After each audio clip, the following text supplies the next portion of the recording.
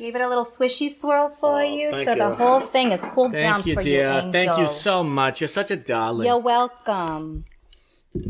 For me in your life, you're welcome. Thank you.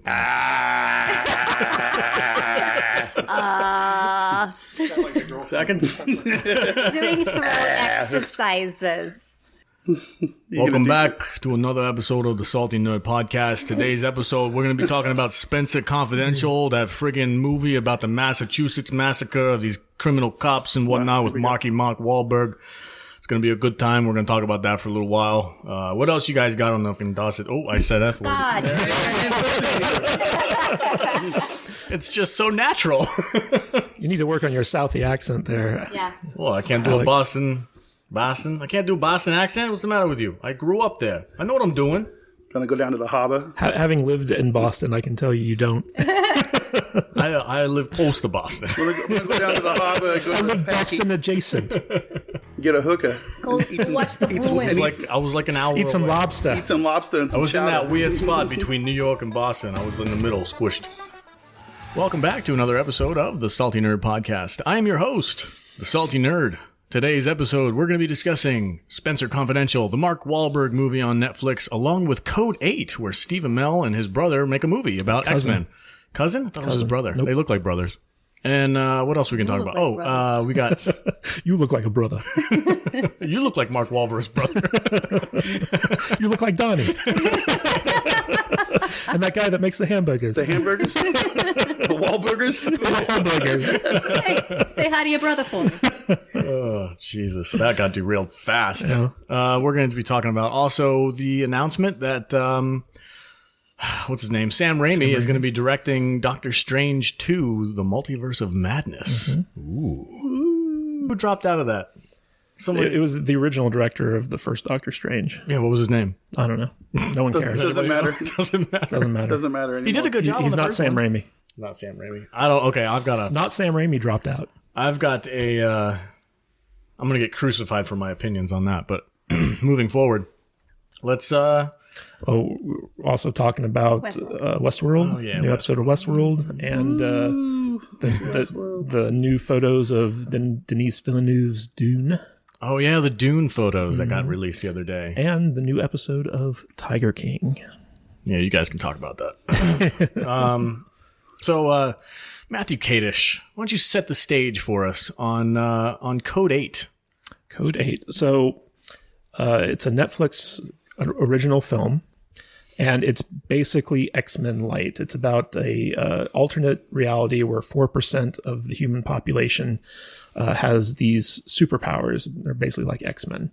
And it's different types of powers, like you can have telekinesis, you can have super strength, you can have electrical powers, you can have mind-reading powers, like there's healing powers, and I believe we also got like limited invulnerability. Like a Wolverine type? Yeah. So like basically in this society, these superhumans, instead of being kind of revered as heroes or special, they were kind of relegated to menial labor, and they use their powers to help, kind of advance technology and advance society quicker than usual.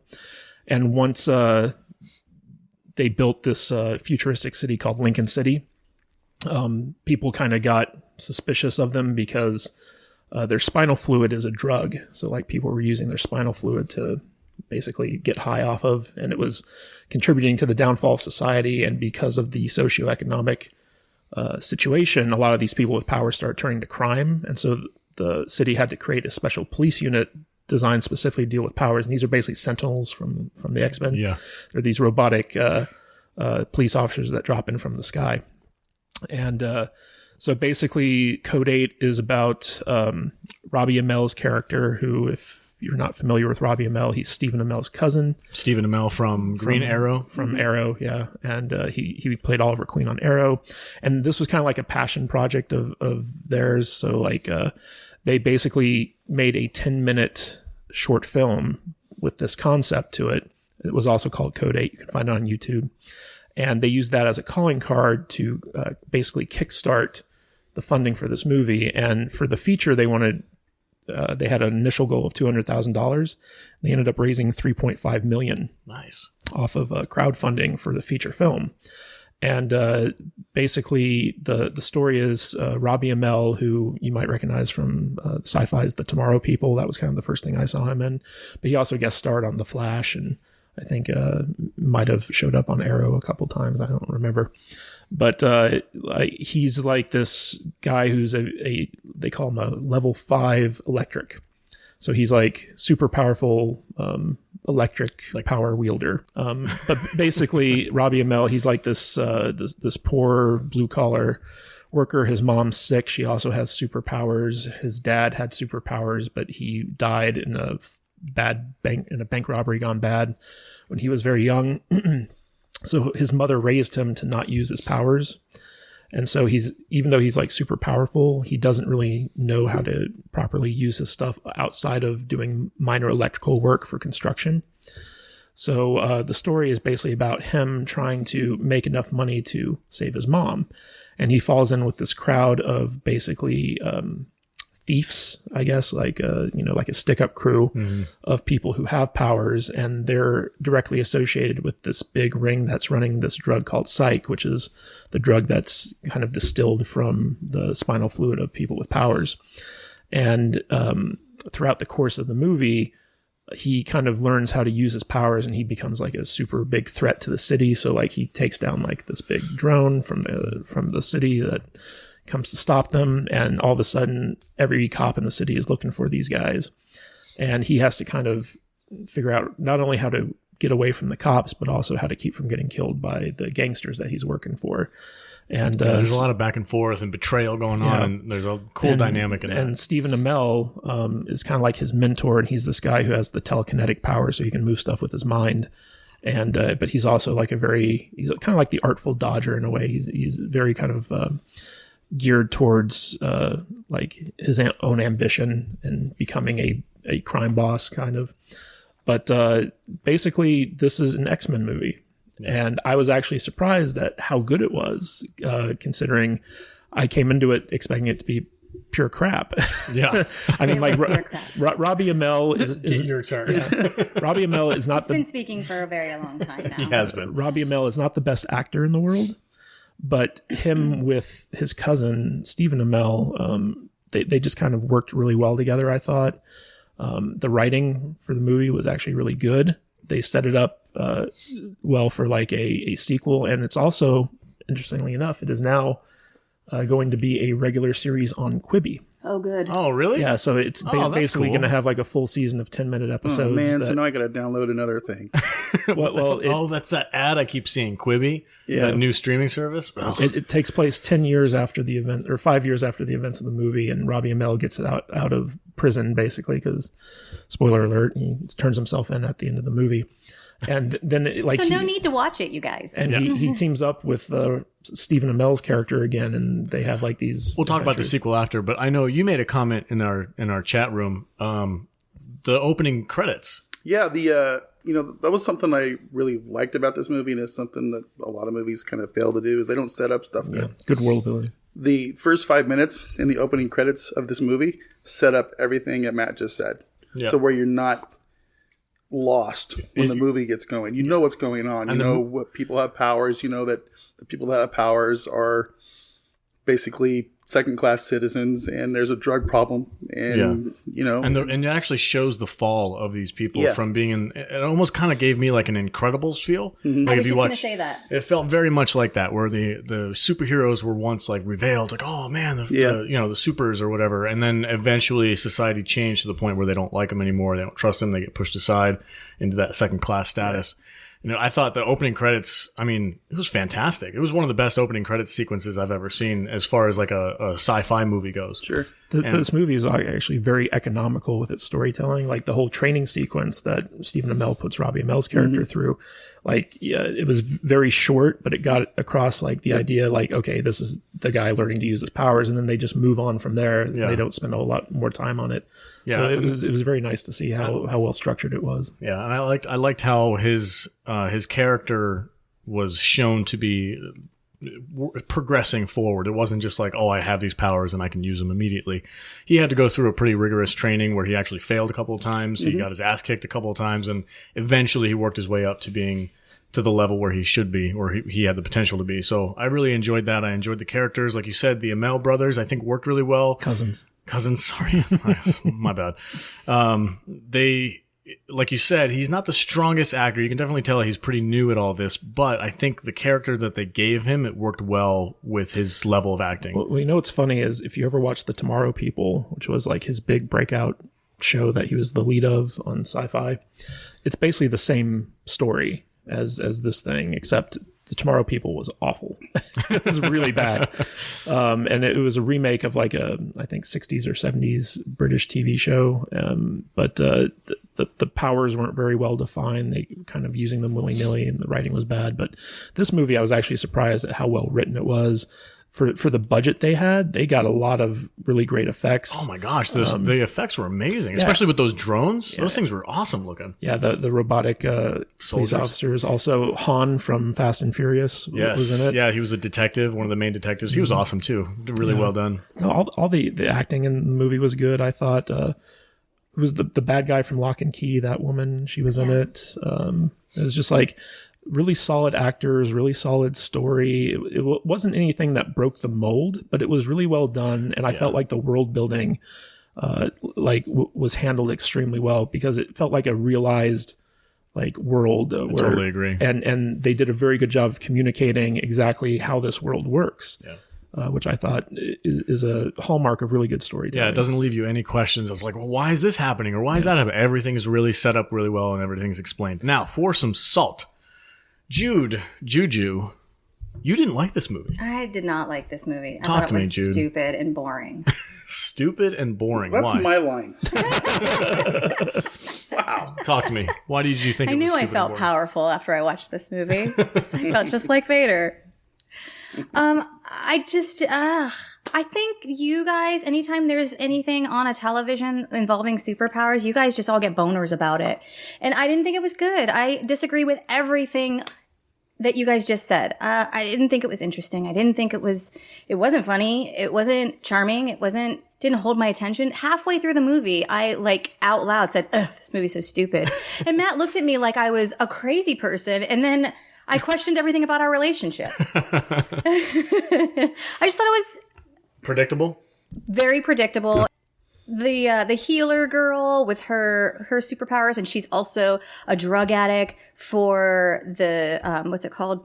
Psych. Yeah. And I was like, she's relying on her master to give her the psych. Why doesn't she just siphon it out of her own spine? And how do you get high off of something out of your own body? It's distilled stupid. And super powered into it's turned into a drug. It's not just straight spinal fluid. Yeah, it's not but stupid.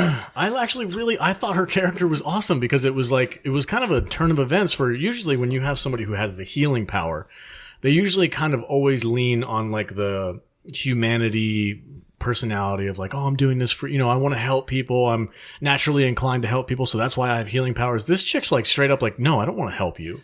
I'm being forced to do this because I either owe somebody. She also absorbs the other people's ailments. So why would she want to heal somebody if it makes her? And that's why she was taking the drug, was because she was constantly in pain. Yeah. So she needed that drug just to get by. I thought that was kind of I have to admit that when they did that reveal that when she heals somebody, she actually takes on those ailments, kind of what was that movie with Tom Hanks? Green Mile. It's the same thing, right? When he heals people, he kind of gets sick for a little while. I think so. Except he recovers. I don't know I think this girl kind of has to go through the natural healing process. They didn't really explain that. Yeah, that seems super weird, because if you look at at the end of the movie when the guy gets shot and he's asking her, "Heal me." It's so is she going to die then? Is she going to have a bullet wound in her chest? Because she had some chest issues, breathing issues and stuff. So he was the most interesting character in the whole thing, and then they killed him off. At the end of the movie. He was but he was the bad guy. He was the bad guy. But now you're saying there's going to be a series about it. Well, maybe there'll be his Stephen Amell. All these drug dealers, they just go up. Well, there was that syndicate that the main bad guy was in debt to, and they're kind of the underground for the superpowered criminals. Yeah. the city. I forget what it was called. It was like it started with a T, I think. But like there's set up for more stories in this universe. Oh, for sure. But one of the interesting things about the healer was that, so once Robbie Amell finds out that she can heal people, like he wants to use her to fix his mom because his mom is basically dying. She has this tumor that is pressing up against her brain. And it's causing her to lose control of her powers. And she's basically freezing from the inside out. Yeah. And because she has the power to control cold. And she's Friezo. And like Frozone? Frozone. Yeah. and Robbie Amell's character. Where's my super suit?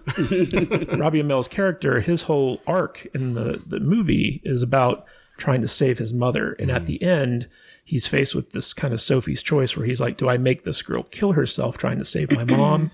Or do I let go of my mom and save this girl who's been nothing but kind to me and been, abused her entire life. I thought that was a fantastic motivation for his character, the relationship that he had with his mom, and that very choice that he was ended up with. And it was a great arc for that character because you saw how much he cared, and then like when he was losing his way, kind of like his dad did, he kind of remembered what his mother had taught him at the end, and he was like, my mother wouldn't want to be saved if it meant this girl had to die, and so like he stops her from healing his mom. And right before his mom dies, like, she recovers just enough to kind of give him her blessing to live his life the way he wants to. And it was, I thought, a very sophisticated character arc for a movie that I wasn't expecting this type of writing from. Yeah, exactly. When I went into this, I was expecting some kind of B sci-fi movie, like really generic, nothing spectacular. And it surprised me at how good it was. It was way better than I thought. Jude, you didn't like that moment either? Oh, I saw it coming. You saw it? What do you mean you saw it coming? First of all, with her superpower, if she takes on the ailment of whoever she heals, and she with no prompting was just like, watch this shit. And she heals him, and then she takes that wound off of him. She didn't need to do that, and that was stupid for her to do it, because she should know if she tells people about her superpower, they're gonna want to use her superpower. Well, she was also high at the time. I'm sorry. The woman is speaking. So anyway, so her doing that I just felt like was dumb. And then I was like, okay, well, he's going to try and get her to heal his mom. And then once it was revealed that she takes on, I was like, yeah, he's going to make her do it. And then halfway through, he's going to change his mind. I was like, oh, well, called it. What? That was dumb. You're 100% correct. You are not wrong about that. Well, I mean, I don't think it was like you said. I think earlier that it wasn't a movie that like broke any ground. Yeah, I didn't watch this movie thinking it was the best movie I've ever seen for a Netflix product in the middle of quarantine. Yeah, it's okay. It's a good for a 3 Fine, I'll give you 2 hour waste. It wasn't nearly as bad as the last movie you made us all watch. What, 600 Rounds? Yeah, and I went into it feeling like, oh, Alex is going to make us watch some terrible shitball again. For a $3.5 million indie movie, absolutely, I mean, it was really well done. And I don't agree with Jude completely about it being predictable, because there were a couple of times I was surprised, like when they do the bank robbery and turns out all the money's gone, and basically they did it for nothing, and then they get ambushed, and Robbie Amell like just unloads his power on that drone that's about to attack him. I was surprised by that. Then there was the double cross at the end of the second act, where basically Stephen Amell's crew basically gets destroyed. Yeah.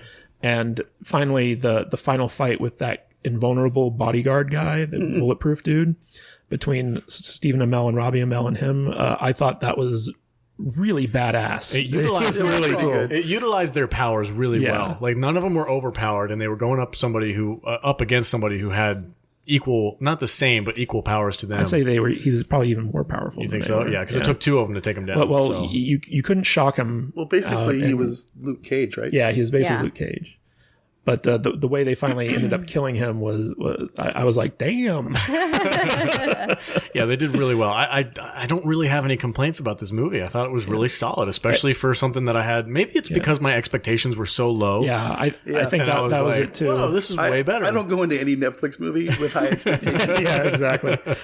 And so I was genuinely surprised that I liked it as much as I did by the end of the movie. And I think that what this movie did exceptionally well was just like the Star Wars style world building, where you'll have like a character mention like the Clone Wars, and just becomes a part of the tapestry of the setting in which the story is told. And I felt like this movie did that a lot, and it did it really well, and it made me want to revisit this world and see what other stories there are in it. Yeah, and I really did like I like the setup for a sequel. I thought that, or at least a spin-off or the TV show, like you said. I think that it has room to grow. It really and I just really like the characters. Like I like Stephen Amell's character, the kind of we getting comments, shades of gray,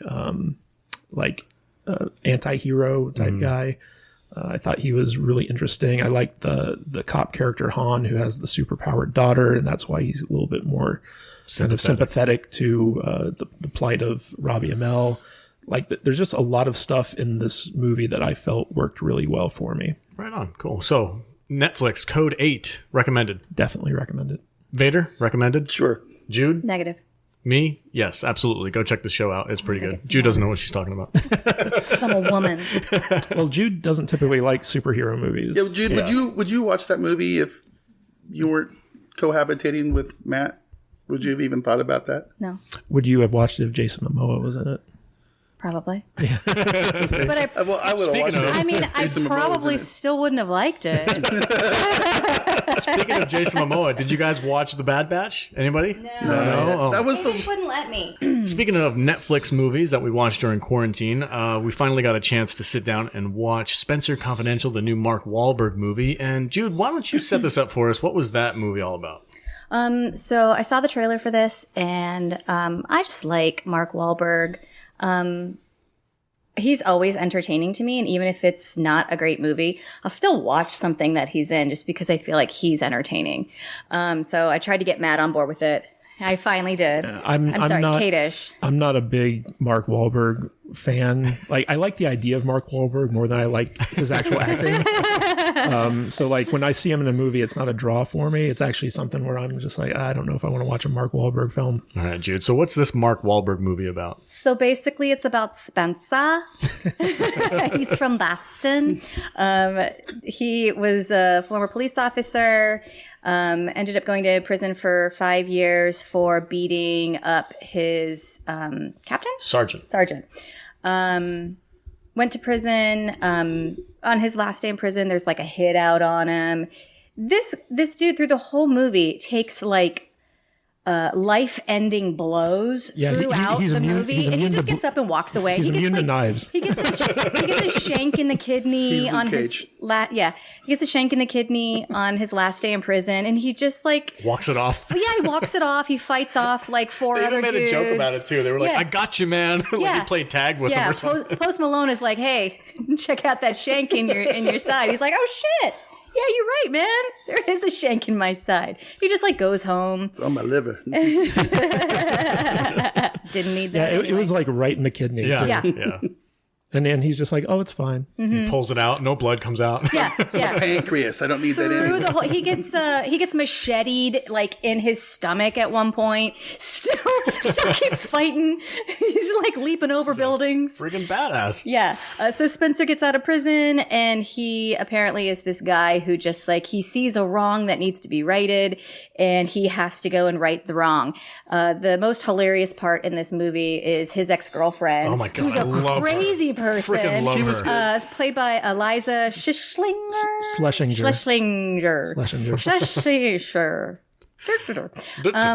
Yeah, she's hilarious. She was the standout. She was freaking so funny. Yeah. Every time there would be like a lull in the movie, Kadish and I were watching this together, and one of us would be like, kind of missing the girlfriend right now. 2 seconds later, she'd show up and we'd be like, huzzah! You're like, yes. Yeah. Like she was She would just come on screen and like trash a car or something. And we'd be like, I just needed that. She throws a wrench in the whole thing. I love it. It's so funny. And her personality just...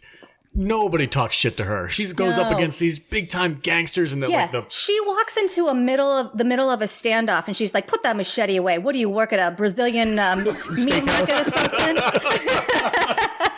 It's so freaking funny. And she just like goes and gets their kidnap victims. She's like, "This is how you treat people, really?" when I lived in Boston, like I knew girls like that. Yeah. Like that. That's not like an exaggeration. No, it's not. There are absolutely. Yeah. Makes me never want to move there. Yeah. And Her introduction is like she's throwing all of Spencer's shit out of their apartment. I And freaking love you. She's like, I love him so much. And she's like destroying all of his shit. It was hilarious. I love you. How do you like this? Because he's going to jail, and she wants to have him at home, and he's like, I can't believe you turned yourself in, you stupid piece of crap. I love you so much. And she's just like trashing all of his stuff. Yeah. This is by far the best character in the show. Anyway, continue. Go So, ahead. I mean, that's the moral of the story. He's like that guy that gets involved in stuff that's not his business, and he has to go and right the wrong. And that was basically the gist of the entire movie. It was. And there's a little bit of a mystery, detective kind of thing going on. I don't want to spoil it for anybody who hasn't watched it, because I feel like it's worth a watch. This was I not. called it 2 minutes into the movie. Again, the woman is speaking.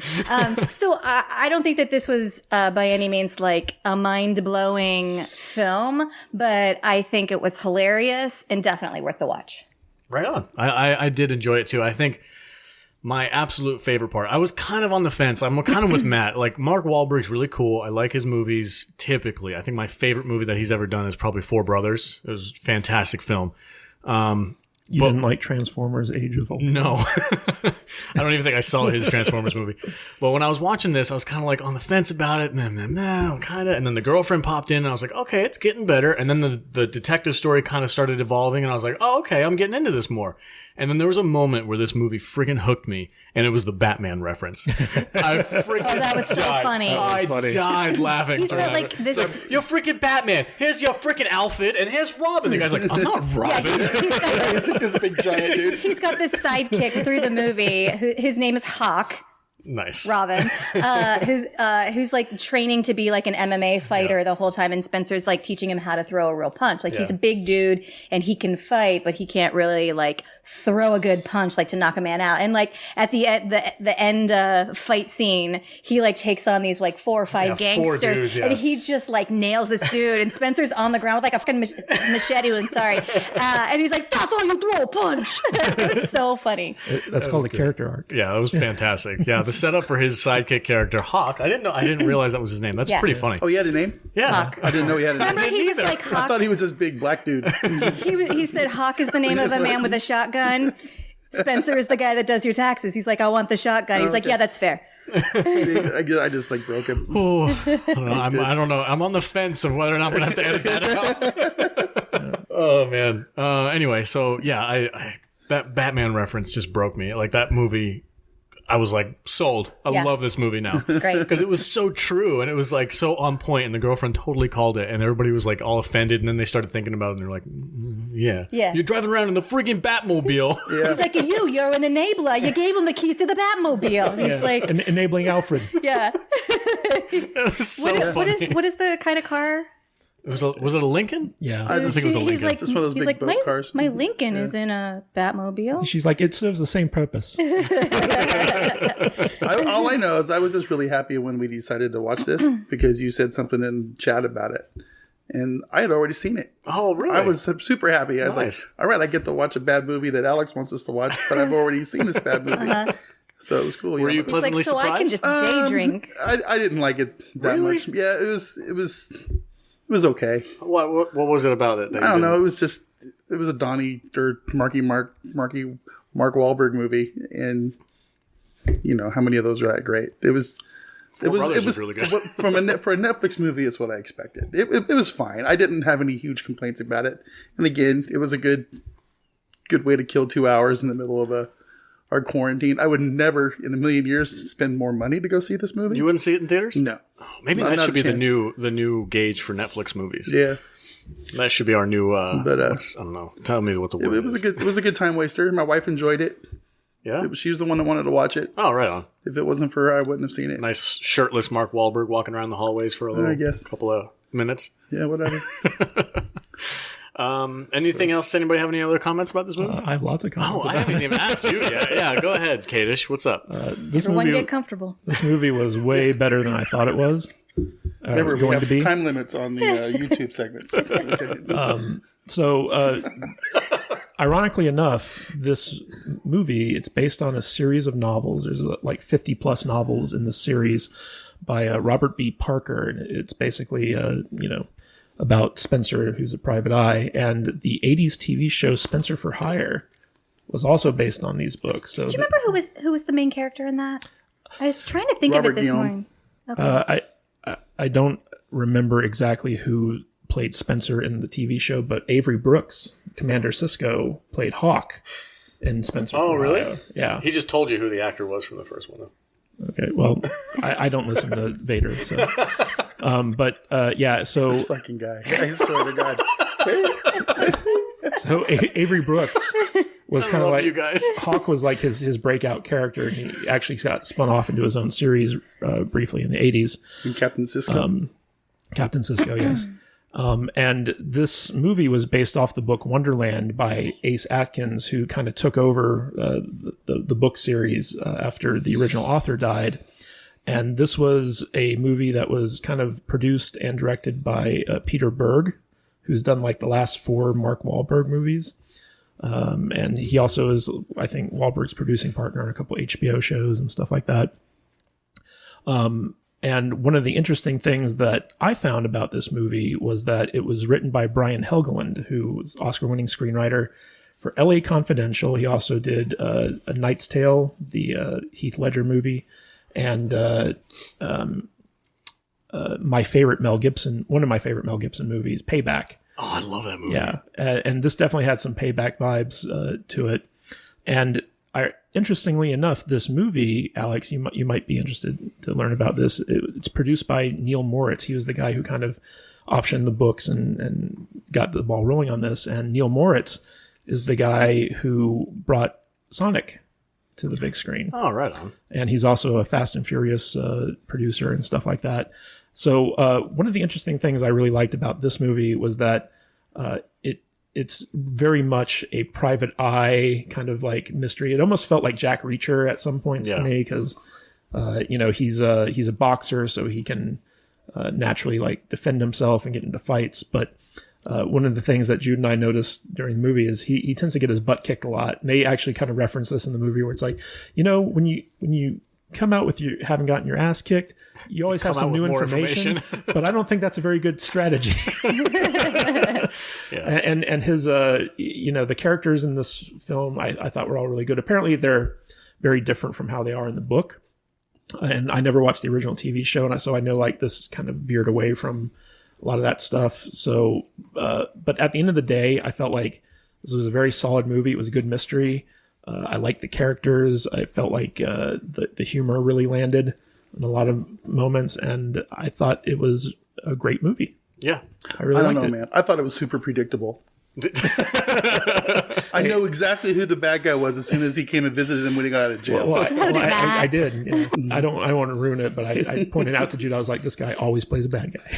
And wait a second. And the big black guy, that was Hawk. Mm-hmm. Yeah. From Spenser for Hire. Yeah. Gotcha. Cool. And it was Robert Guillaume, by the way. Ass. Okay. Awesome. Whose idea was it to have them sit next to each other? They're going to start trading blows. Is he done talking yet? Yeah. Okay. I'm going to wake up now. Salt on that side of the table. That's fantastic. This is great banter. All right. Does anybody have anything else? Are we just all pretty much across the board pretty happy with this movie? Yeah, I liked it. I really liked it. Would you recommend it? I would definitely recommended Netflix watch. Yeah, sure. Recommended Netflix watch. Certainly, sir. Recommended. Good time waster. Netflix is killing it this week. I do want to address something that you said though. You said that it's good for a Netflix movie. Why is our standard for Netflix so low that we're surprised when something decent comes You can up? watch it on TV. Well, that's all? That's it. Also, their movies have been really bad. Like, you remember Bright, the Will Smith movie? Yeah. That was terrible. And that was like a $90 million movie. What was the one where it was like Shadowrun online in the movie, like with the orcs and the goblins? And That was Bright. Oh, was that Bright? Yeah, that was. That was, huh? Yeah. Okay. Bird Box was okay. I hated that movie. Hated that movie. Did not like that movie. But basically, Netflix doesn't have a good track record of original movies. That's why I was surprised that that these 2 original Netflix movies were actually like really good, in my opinion. We hit the gold mine on this. Maybe they're up in their game. Maybe that's quite possible. I mean, they do have some star power behind their stuff. So And I do like the fact that they're taking chances on movies like Code 8 with very limited budget. There's also The Irishman. And that's the thing that's cool about Netflix to me is that Netflix allows these people who have these pet projects like Code 8 the ability to make them and has a way to distribute them without having to go through the whole theatrical release nonsense. And, Netflix is good for that. I think Code 8 was one of those movies that they bought and then slapped a Netflix original on it. Because they do that with TV shows too, where they'll acquire like a foreign TV show and say it's a Netflix original, even though like it was produced completely outside of Netflix. Is that kind of what they do with Peaky Blinders, right? Do they slap a Netflix original on that? They do. Peaky Blinders is produced by the BBC. Yeah. But because Netflix airs it in America, they claim it as theirs. They claim it as an original. Sense. Price of Reason in the chat. What's up, Price? He's making a distinction of Netflix as like the direct-to-DVD market. Oh, okay. And that's a good analogy, Accurate. I think. It's very accurate. That is accurate. With a much bigger budget. Yeah. Because I think Spenser Confidential, first of all, they're intending it to be its own new franchise, so they want sequels. I kind of hope it is. I like that at the end of the movie where they were just like lobster. I want you to take me for a lobster. You gonna eat it? No, I'm gonna smash it in your face. Of course I'm gonna eat it. What do you think I'm gonna do? I love her character. She's so funny. All right, go ahead. But just like, they actually have the words lobster spelled with an H on screen. I thought that was really funny. Yeah, when it first started, Matt or Kadish hates everything Boston. And when it first started, I was like, oh, you're going to hate this movie. But by the end, it was just so over the top Boston that we were both like riotously laughing. That's awesome. I lived in Boston for a while and I did not like that city. It's so wicked cool. Wicked cool. I used to say that Olin Harvard Yard. I used to say wicked all the time when I was young. To be fair, Kadish hates most things, but so do I. That's all right, though. He hates Boston with a special flavor of salt. I grew up an hour away Boston from that place. and New York, I don't care for. But the movie itself was surprisingly good, and I was actually shocked that both Netflix original movies that we watched back to back, essentially, I liked. Yeah. I was not expecting that. I wasn't either. When you go 2 for 2 on a Netflix binge, you're good. That's a good place to stop. Right on. Gotta go for the hat trick. All right, Kadish, what else is on our topic list today? Westworld episode 5. Westworld. Oh, that's genre. Right. I'm just going to start out right now. This episode did not do it for me. I was not happy with this episode. episode. What are we talking about? Westworld. Oh, I missed that. Okay. Sorry. Space that out. That's all right. Kadish, you're better at doing this stuff. Why don't you set up what happened in this episode, and then we'll talk about what we liked and didn't like. All right, so this is episode 5 of season 3 entitled Genre. And this was probably the most action-heavy episode we've had yet. And we get to see Dolores kind of execute her plan to declare war on, how do you pronounce it, Alex? The AI? Okay. See, they said it differently than I did in the actual show. Rochambeau? So, yeah, I have to. Rehoboam? I say Rehoboam. That's how it's pronounced in the Bible. It tells you exactly how to say it. It's Rehoboam, but they say it differently in the show, and I can't. Is it Rehoboam? I think they said something like that in the show. So we get a lot more background on Sirach. I no longer think that he's a host for Rehoboam, because it's pretty obvious that he's just kind of like another Ford type character, Anthony Hopkins' character, in creating this AI. And we really got to see the genesis of Rehoboam and kind of like the backstory there, intercut with Dolores's efforts to basically liberate all of the human race from Rehoboam's master plan. Mm-hmm. And I thought it was a very powerful episode. We definitely got to see that the previous versions of Rehoboam were named after the other kings of the Israelites. So I think it was Abraham, then it was David, and then Solomon, and Rehoboam in the Bible is Solomon's son. So this is like the latest incarnation of that. And one of the interesting things that came out of this episode was that Rehoboam kind of singles out what they call outliers. And these are people who are so unpredictable that they throw all of its predictive models out the window. And so Sirach has made it his mission to kind of isolate these outliers in order for him to predict the future, basically. And his own brother was one of these guys.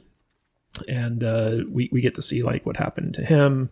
And we get the sense that Aaron Paul's character is also one of these outliers, and something was done to him to kind of keep him from, breaking out of the mold. We don't quite know what. It was just kind of hinted at. But this entire episode, Aaron Paul's character, he gets injected with this drug called genre. And it's a drug that makes you perceive reality like you're in a movie.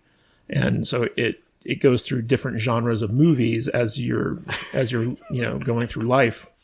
And so he's basically tripping balls this whole movie. It was an interesting way of doing things because depending on the genre of the movie he's experiencing, we would see the actions playing out in accordance with that genre, with like the music and the cinematography and stuff like that. And it was kind of a cool little idea. I don't know if it really landed well, but the action in this episode was really like AAA movie quality.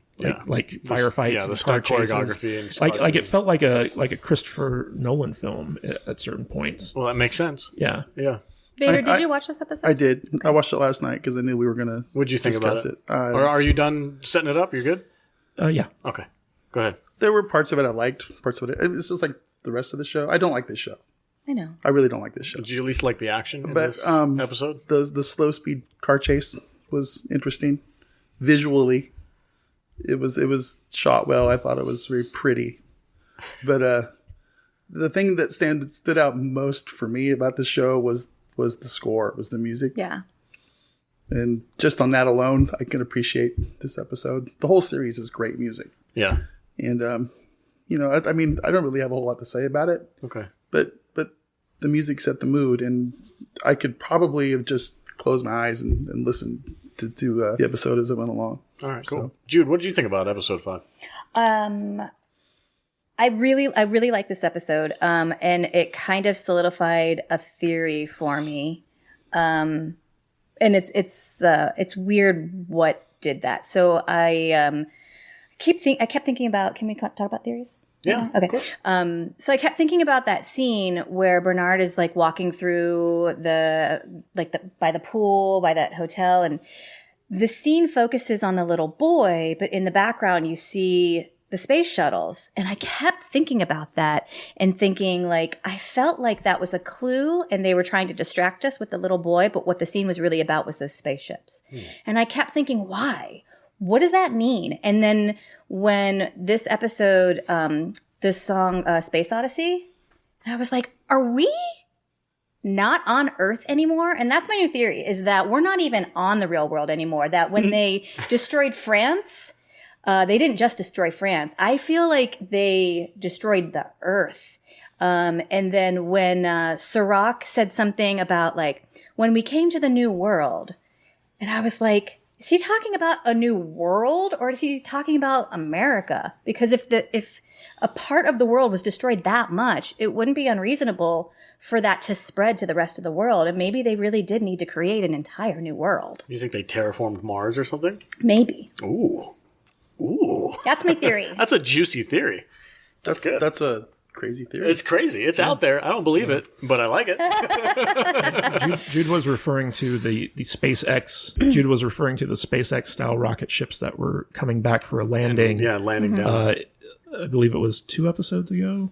Yes. Yeah. When Bernard and Scruggs were hiding Stubbs were hiding out at a little motel.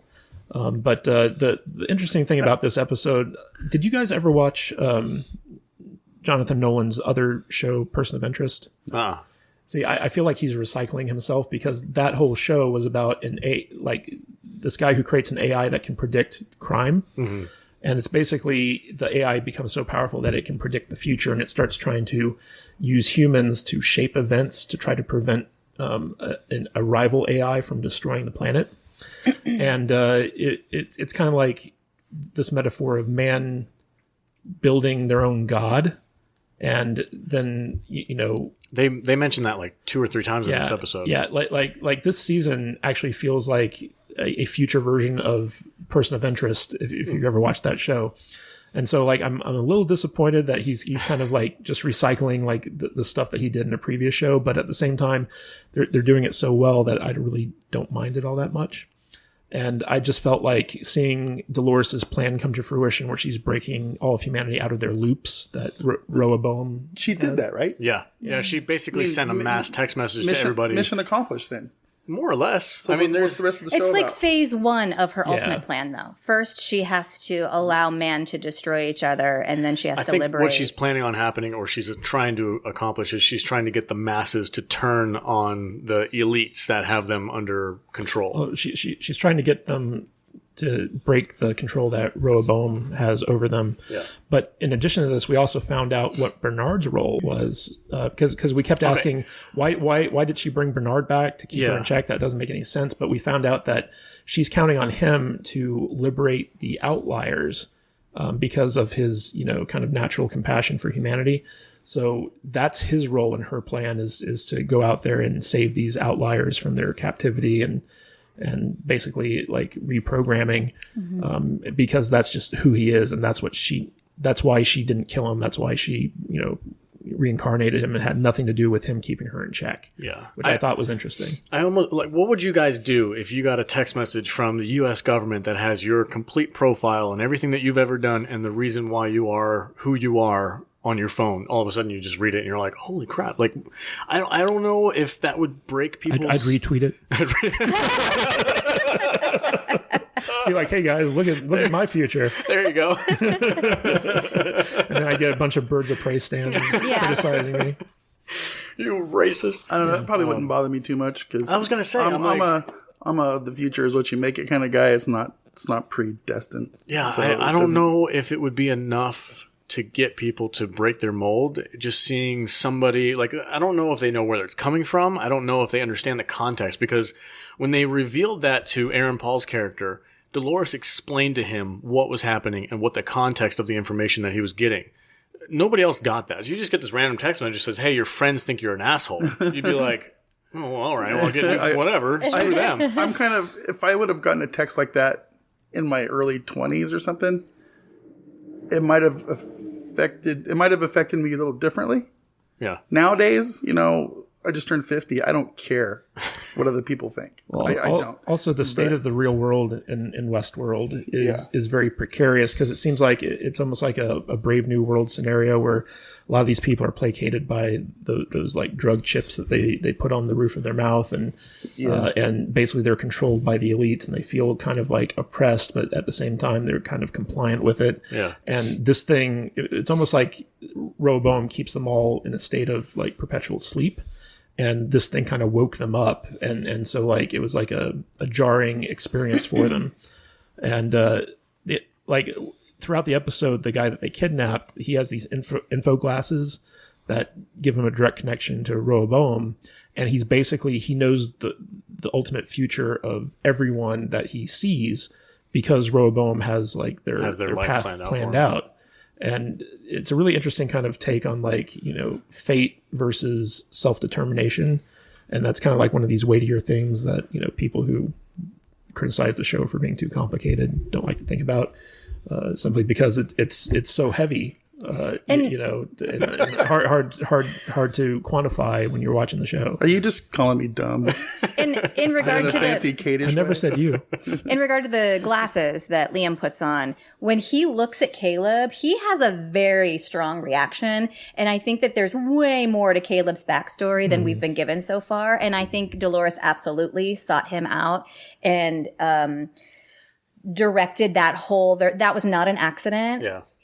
I think he's an outlier. I feel like his whole backstory is a lie. He's been programmed, and I feel like he's an experiment to see if they can like reprogram these outlier people to be functional in society, or if they can just like keep them controlled. And I think that she sought him out because of that. And on Mars. Also, I think we're dealing with two different timelines. Okay. So we'll get into that. There's also, the one criticism I had about this episode was that at a certain point, some people show up to shoot Caleb, and Dolores gets in front of him and takes the bullets, and she just shrugs it off like she's perfectly fine, but like zips her jacket off and moves on. In the early episode, she gets shot and she's like on death's doorstep, and it's just like what is? There's some serious inconsistencies with Dolores' superpowers. Yeah, well, that's what I mean. Why does Maeve, when she gets run through by a sword, fall down dead?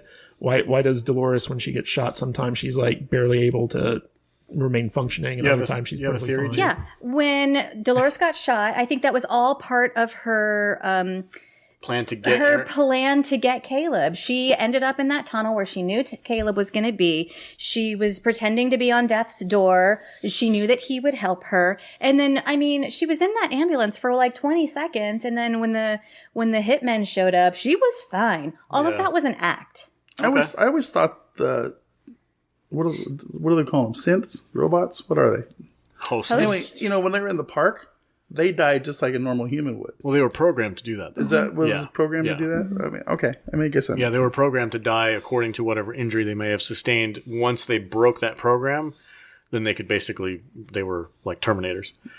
Okay, so I'll go over my thoughts on this episode.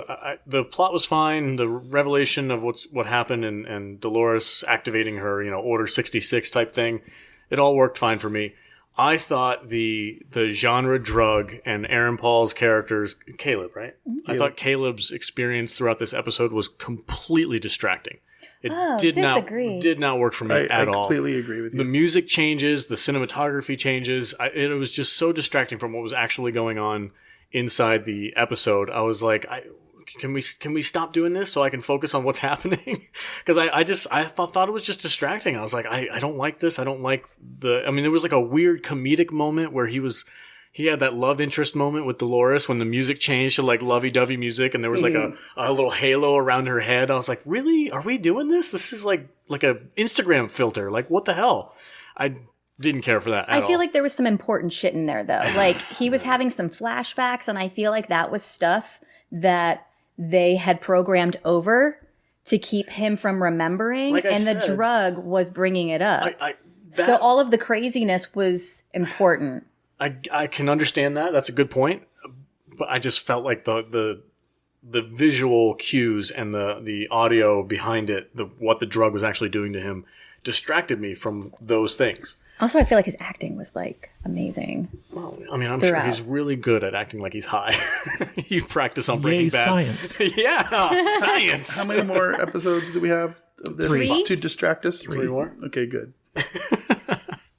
You don't like this show at all, do you? Wow. Okay.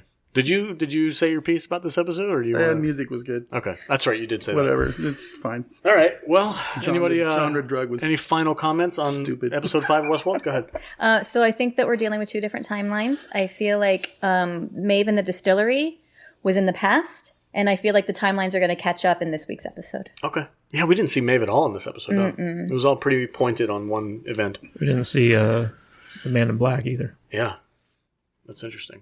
They don't have that many episodes to wrap those things up, so we'll see what they do. We did get a lot of Sirach, though, and I really liked getting his backstory and seeing how he kind of became a tyrant, essentially, and the way he manipulated that guy who funded their research. Yeah, that was pretty good. I loved his brother, and he was like, "He's distracting me. Can we just kill him?" I was like, that was pretty funny. Okay, any final thoughts on Westworld's episode 5? I'm really loving the show this season, and I can't wait to see what happens next. Okay, cool. What's the next subject there, Matt Vader? What do we got? Tiger King. Tiger King? Mm-hmm. We're going to talk about the Tiger King? Heck yeah. Take it away, guys. Cool cats and kittens. What do you got to say? There was, what was it, episode 8? Mm-hmm. They came up with a new episode 8. Yeah, it was Joel McHale. It was basically, it was Joel McHale doing a late night style. Who's Joel McHale? Zoom. He's a comedian. He used to do Talk Soup. Talk Soup. And he was on Community. Yeah, the community guy. He's actually pretty funny. Yeah, he's a good guy. But it was just in episode 8. They added it on at the end after all the craziness took off during everything, and it's a Zoom interview with each of the cast members A Zoom interview? Yeah, without Carol or anybody or Doc Without Ansel. Joe or Carol. And it was terrible. And Mikhail made a joke about how they pitched the idea of doing a follow up to the biggest docuseries ever, and Netflix sent him an iPhone. Didn't David Spade already do this? Yeah. Yeah, Yes. the David Spade interviews are way better. Yeah, I don't see the point in why they would even. And to be honest, my wife. This one's on Netflix. The wife made me watch the TMZ special. Oh. The TMZ hour-long thing about this. And it was actually way better. Do you notice the difference between how Vader talks about his wife when he's talking about something his wife made him watch that he likes versus something that he didn't like? The wife made me watch this. Oh, I watched this with my wife. It was adorable and I love her. The little woman back home made me watch this stupid show. That ball and chain. Actually, the whole this is something I never would have watched to begin with. Yeah. But my crazy daughter is blowing up our phones like the day after this show came out. She's like, "Mom, Dad, I just watched this crazy ass show on Netflix. You have to watch it." And we were like, "Yeah, whatever." And she would not stop. We had to watch the show. It's like The Ring. You have to make other people watch it in order for you to get how over you it. guys did it for me. And that was when Tiger King. the whole world went Tiger King crazy. Yeah, it's super weird. I mean, my mind broke when the president of the United States was talking about it on C-SPAN. I was like, "Oh yeah, freaking kidding me!" With this Tiger King bullshit. I can't. I hate this show. I hope Trump pardons him. Wouldn't that be a thing? That would be hilarious. Like the last thing he does when he's going out. Did you notice our doormat when you came in? I didn't. Do you have like Tiger King doormat? Yeah. Good Lord. You know what was interesting about this episode, though, to me, was how much everyone that they talked to on it doesn't like Joe Exotic. No, they do not. Like they all pretty much agree that he's a scumbag. Well, he is. I mean, that's not a surprise to me. I don't know. I just can't with these people. But it was kind of interesting to hear some of the follow-up interviews. Like they talked to that Vegas guy and his wife and asked them about how their nanny's doing. They're like, "Oh, she's so hot." They talked to that couple, like all the zoo employees, and they just had nothing good to say about Joe. And but the one that got Jude the most was Joe's ex-husband. What's his name? John Finley. Because he not only does he have all of his teeth now, but he's got like this super long like Van Dyke beard and a tongue piercing. It's like really 3 feet long. It looks like a gator hanging off of his chin. He's wearing a cowboy hat. And it was funny because he was like, "I didn't like how they portrayed me as like a drug addict. I haven't done no meth in 5 years." Yeah. But like he looks even more ridiculous now than he did in the documentary. It's like, just take your shirt off and show us the cover up. He's got like a brand new tongue piercing too that gave him a new lisp the whole time. Like everyone's like, "Oh, he's got teeth," and I was like, "Yeah, now he has a lisp because he pierced his tongue." He's like, "Oh, me and my wife, we were having dinner." But I also found it interesting how he was like, "Everyone's been hating on my tattoo artist," and he's like, "The tattoo wasn't done in the show." That's true. Mm-hmm. That's true. But it was still a terrible tattoo. I can't wait for the TMZ special about the unveiling of the cover up. Yeah. Oh my finished God. product. He was so mysterious about it. He was like, "It's going to be unveiled, but I don't know when yet." And I was like, What'd they cover up? He had a Joe Exotic tattoo like right above it was like his property of Joe Exotic. Yeah, right above his Then Johnson. he had like a The Rock bull face put over top of it, but you could still see the words outside on either side. It was a tattoo cover up. Yeah. The meme was like, "It's the worst cover up since Epstein." I was going to say since Carol Baskin. Did not kill himself. And also No, the guy who's the documentary That should be the episode guy? title. Epstein didn't kill himself. Robert Kirkham? Something Kirkham. Yeah, so like he's living in Finland now. I think so. Holland? And he looks like Crocodile Dundee. Does. He's like the real life Crocodile Dundee. Yeah. Mm-hmm.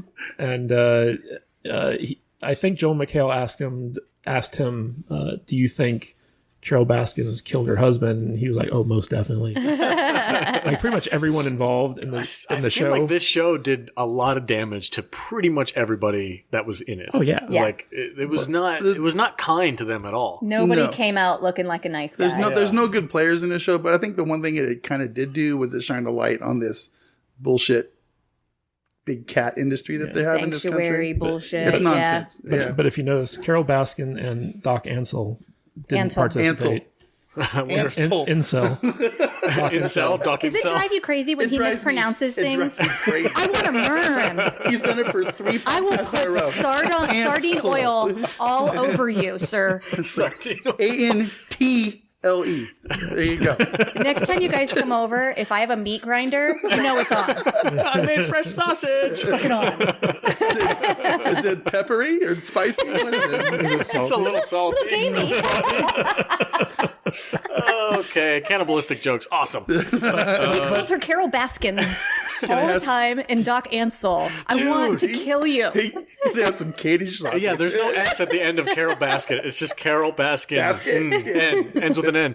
I felt like this was a good follow-up to the show, so I enjoyed it. Good Lord. You Can we really talk about something else? You really like the Joel McHale thing? I did. I like Joe I did McHale. I thought he too. was kind of funny. Yeah. And it wasn't like an in-depth, hard-hitting interview, but it was just kind of like light and funny and gave you a little bit more insight. I feel like Joel McHale has become a parody of himself. Yeah. I went and saw Joel McHale live back in his Soup days. It was actually really funny. Yeah, he's a very talented guy. I loved him. I did not like him on this.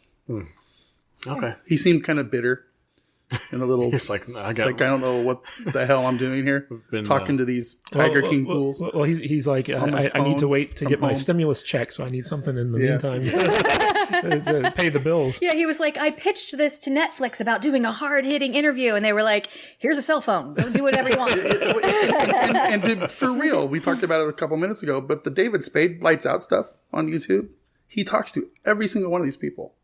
And every one of those interviews is better than Joel McHale one. Yeah, I want to watch more of that. So, it's a good show. What we did watch was really good. That show that Lights Out, when it's on actual TV, my wife records it, and we binge it every night on our weekends. a good idea. It's good stuff. And they're only like 20 minutes long. And they're funny. He doesn't get political. That's good. You know, that's a plug. Watch Lights Out with David Spade. It's good. What else do we got? We've got Got some news stories. Oh, Dune? yeah, news. We've got Sam Raimi is doing Stranger. No, not Stranger Things. Doctor Strange. Doctor 2 Strange 2, The Multiverse of Madness, Sam Raimi, has been officially announced. apparently the god of comic book movies, is taking on Doctor Strange now. Zack Snyder's doing Doctor Strange. Everybody, yeah. I can't wait for the release the Raimi cut. I'm just gonna get my hot take out of the way. Sam Raimi's Spider-Man movies, although good and although early comic book movie, kind of set the stage, paved the way. I give him credit for that. I don't like him that much. I think Tobey Maguire is too old for the role. I think the humor and is a little bit too campy. I don't know why everybody's so excited about this. Like, those Spider-Man movies were never really my thing either. I can tell you why I'm excited about it. tell me why you're excited about it. So growing up, In 5 minutes or less. Sam Raimi was one of my directing idols. Like, he was the guy that I'd watch his movies. I'm like, this is the director I want to be when I grow up. And he kind of revolutionized schlocky horror with Evil Dead and Evil Dead 2. Okay. And I was a huge fan of like Evil Dead 2, Army of Darkness growing up in high school when I was like really like hardcore into filmmaking.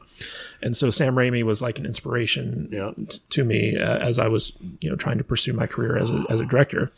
And when Spider-Man came out, like he had kind of been on the fringes of Hollywood for like a long time, and Spider-Man was like his big kind of Hollywood breakout. And I just love his style. I think visually he's a fantastic visualist.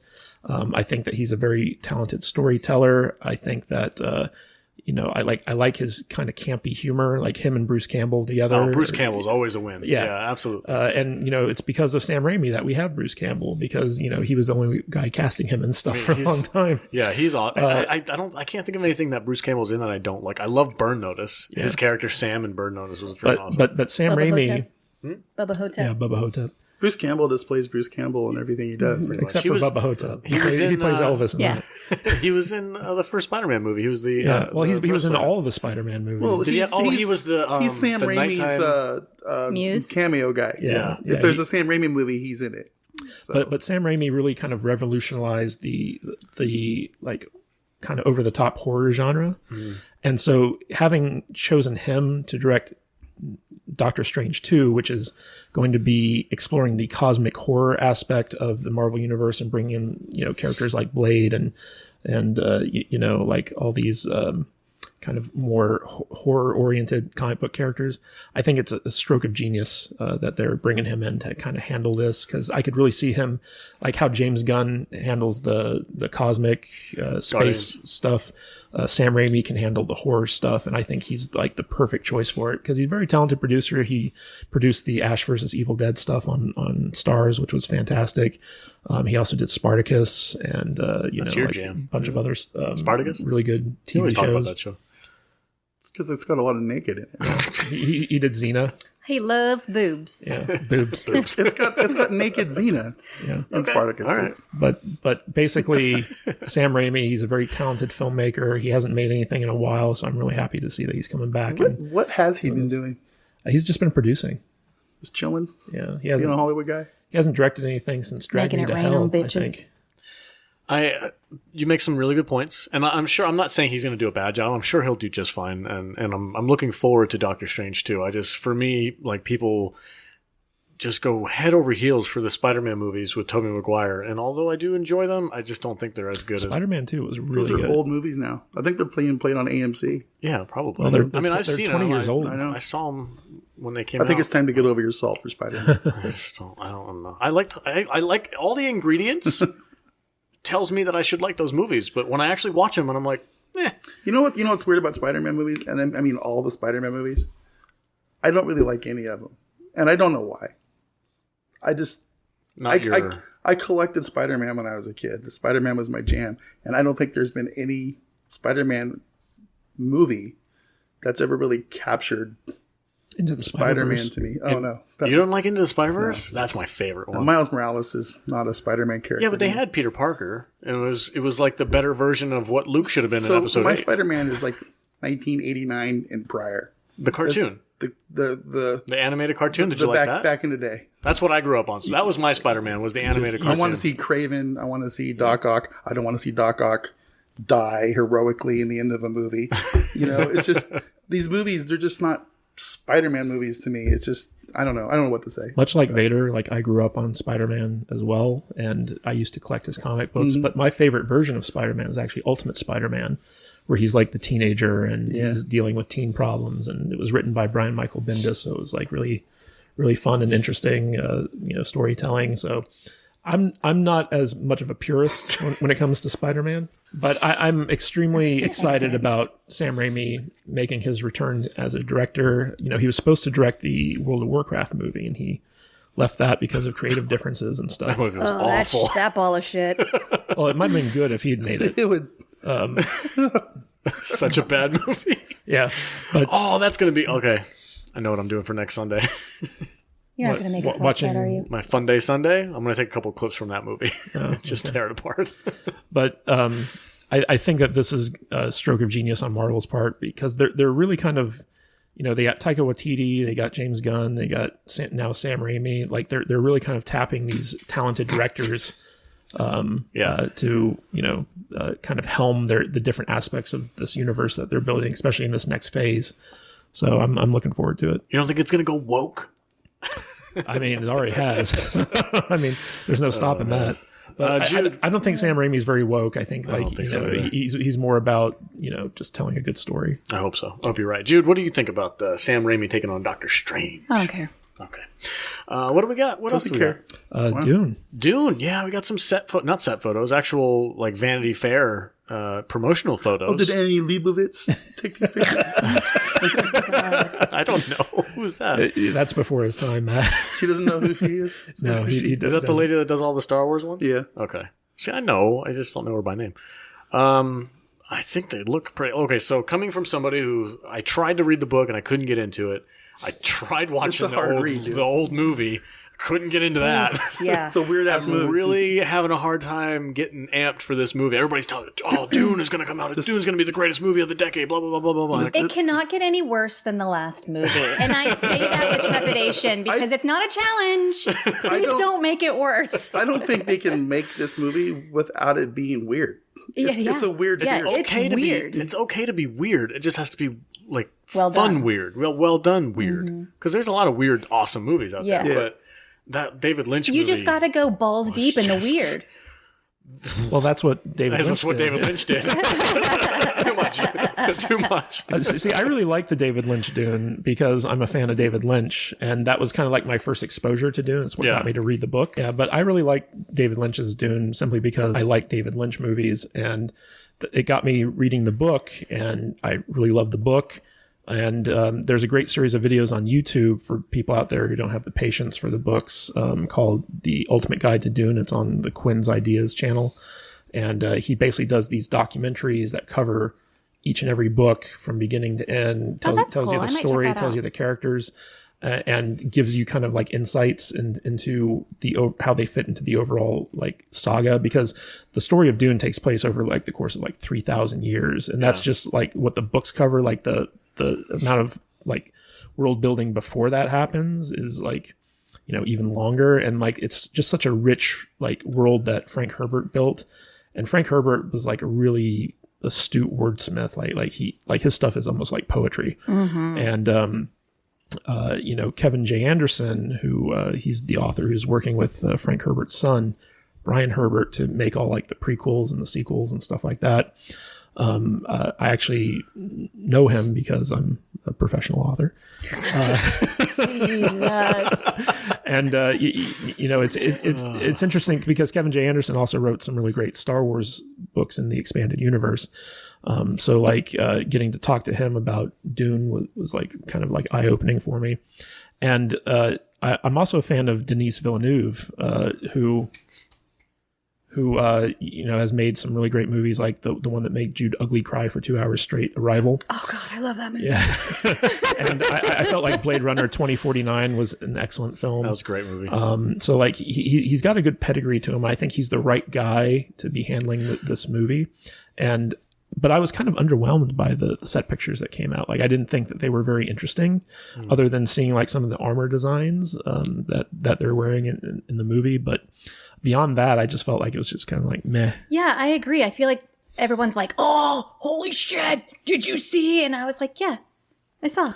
Poe Dameron with some cool armor on. I'm excited for it. I hope it's going to be good. I love the book. The first movie was super weird, and I'm excited for this to come out. But Jude, I didn't go bananas over the Can you tell us some of the differences between the book and Lynch's movie? I don't know that I can now. It's been a while since I've read the book, and then the movie was so hard to get through. I think I blocked a lot of it out on purpose. I don't know. I mean, what did I say about it? I remember I watched it in the bathtub, and I came out, and I was like, I almost drowned myself. That was rough.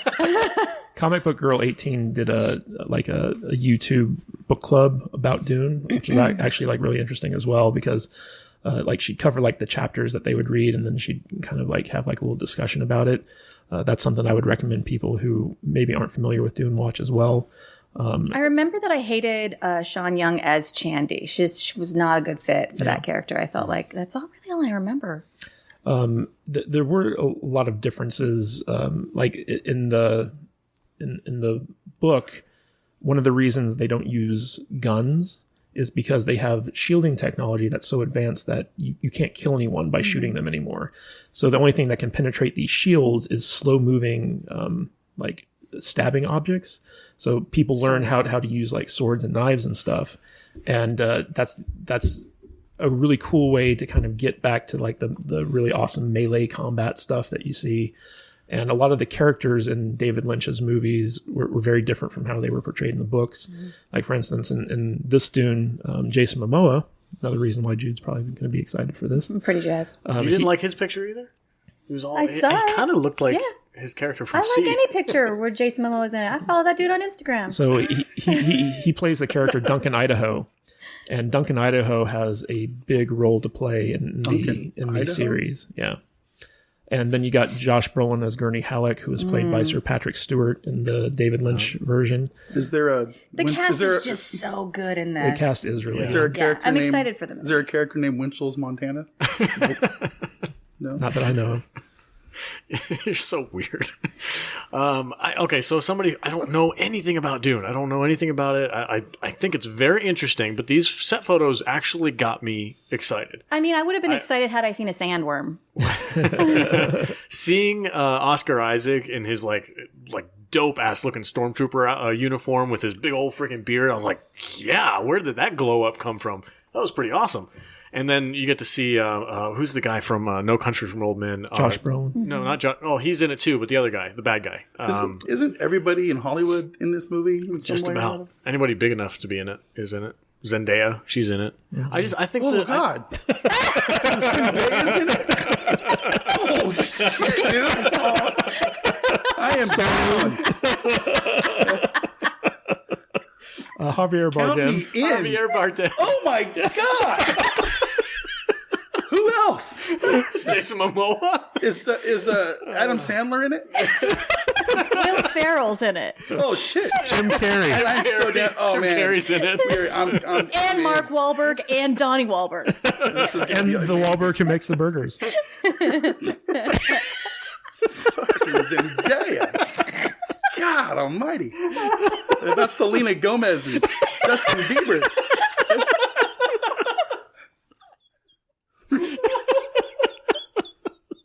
Tobey Maguire. Sting is reprising his Oh role. God.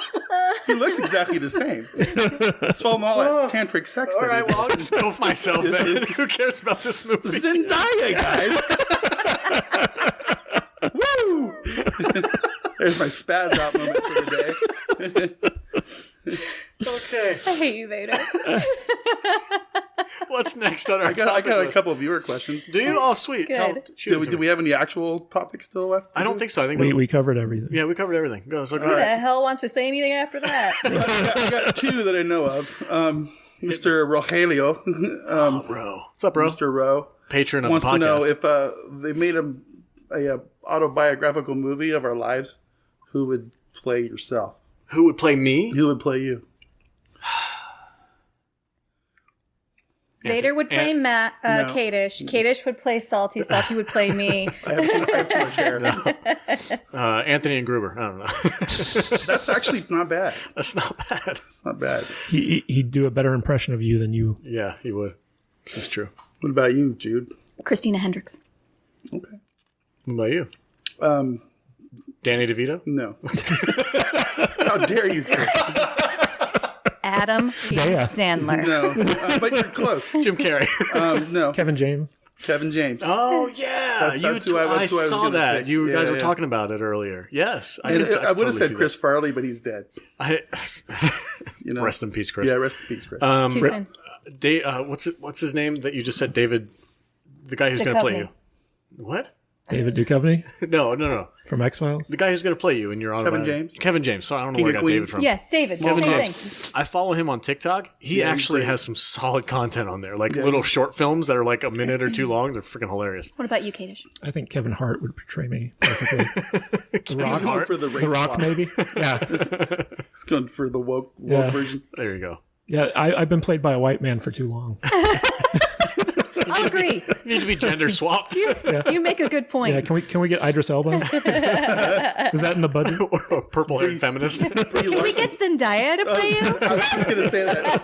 Zendaya! Let's go for the race and gender swap. There you go. Just Zendaya's walking around and Jude's just like, Kadish, what's up? I hate my life. These people don't know how to write.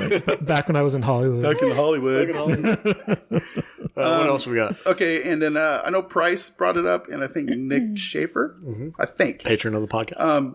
they wanted to know our thoughts on the splash edit for Disney Plus. People want to know our thoughts. It's a terrible movie, so I So- don't care. Where So there's a Daryl scene Hannah's butt got taken out of the movie. where they In the worst possible way. They fuzz over her butt. With like hair. She Yes. just looks like she has a hairy ass. I don't like that movie. I think it's a stupid movie. So when they like edited it for family friendly content, I was like, who cares? Like, what? It's a freaking 30-year-old movie. Like, It's like George Lucas going How back many and editing people- the original Star Wars. yeah, but Star Wars is way better than Splash. I don't know. What do you think about it? I have no thoughts. I don't know. Kadish, what do I think about it? You don't like it. I don't care. It's stupid. I loved that movie because I was a little girl and I watched that movie and mermaids. Yay. But why are we still talking about it? Exactly. Thank you. Who cares? Well, some people are purists and they don't like it when movies get changed for no reason. I can understand that 100%. I get it. But I can also understand, because the Disney Plus service, it's supposed to be family friendly. So like, Then, they here's the wanna thing, though. avoid nudity. They have an option for like my kids' profile. My kids have their own profile, and the only thing they can watch on that profile is like kid-friendly movies. G-rated so just stuff. take that movie off of the kids' profile, have it on an adult profile only. Problem solved. You don't have to change the stupid CGI. I think you overestimate Disney's technical expertise. I don't think they know how to do that. I think it's silly that we're even talking about this. Like, what we should be talking about is the fact that Disney is putting this 30-year-old movie up as though it were a new movie. Are they? Well, I don't think Well, it's from their vault. Put some new shit up. Yeah, they're just putting it up in their Put Mulan out. for content. Mulan. Has that Yeah, hit because Disney they have yet? none. It's not on the I streaming mean, service? I don't mind. It hasn't even come out in theaters yet. That kind of brings up a different topic on the butt thing. I think it's really stupid. I think kids are soft, and I don't think anybody's offended about seeing a butt crack on a TV. It's really stupid. I'll show you my butt crack right now, Vader. Kids are too soft these days. For real. I remember back in my day, I saw butt crack all the time. Walking up and down the street in the snow. There's no kid that's never seen a butt crack. It's ridiculous. This is dangerous territory, man. Not really. But God, I was gonna add something else to the conversation, but I forget, so it doesn't matter. Zendaya, whatever. Let's see Zendaya's butt crack. Zendaya's butt crack. It's made her snort. Snort. That's what we're paying for. Yeah. The Black Hole last week was one of those movies I never would have watched I want to see the computer war tennis shoes. if it hadn't been on Disney Plus. I mean, we've all bought. I mean, I know I had boxes full of those plastic, oversized VHS Disney movies that my kids all watched over and over and over and over. But yeah, there's a whole wall of them over there. So I just kind of look at the Disney Plus thing as that wall of movies, but it's just digitalized in our TV. It's exactly what it is that we paid $5 a month for. So Yeah, I mean, I like to have the option of that movie being there. It's fine just- that it's there. I'm just saying, like, that's all you have. Disney Yeah. Plus is your old ass shit. I want to know who's going through these movies and picking what needs to be edited. Like, who do they have somebody just watching their entire run Man, of people Disney need jobs. movies? It's like why It's a good was quarantine job, I guess, Yeah. right? Watch every single Disney movie Speaking ever. of which, happy Be on the tax, lookout for happy butt tax cracks. day, everyone. I hope Happy you tax got day. your stimulus checks direct deposited. I don't think we got ours yet. Oh, I haven't checked yet. What But it's comes coming. out today? We talked about it last week. What we do in the What we do shadows? in the shadows. Yay! Season Yeah. 2. 10 o'clock tonight. Season 2. Right on.